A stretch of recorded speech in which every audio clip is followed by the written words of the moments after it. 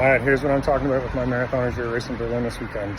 On the grounds here, looking at the temps, looking at conditions, it's tough. Berlin's 50-50 it seems with weather, and this year unfortunately seems like a bad year.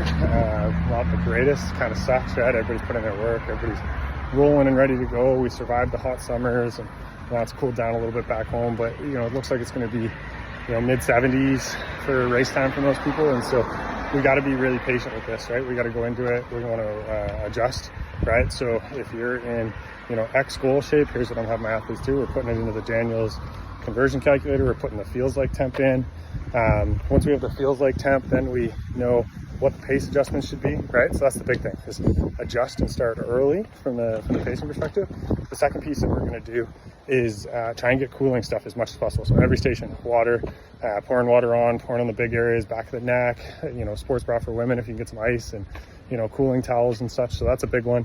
And then the third one, like really thinking about this course and what makes it so great, is they paint the lines on the course, right? And so run those tangents, stay on the tangents, get in a group. It's supposed to be a little windy too, right? So try and get some wind block. Don't be running on your own, conserve that energy as much as possible.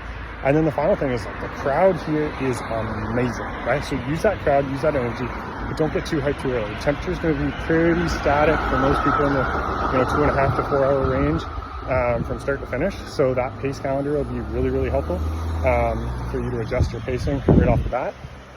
But don't get ahead, right? In the heat, we saw this in the marathons at World Champs.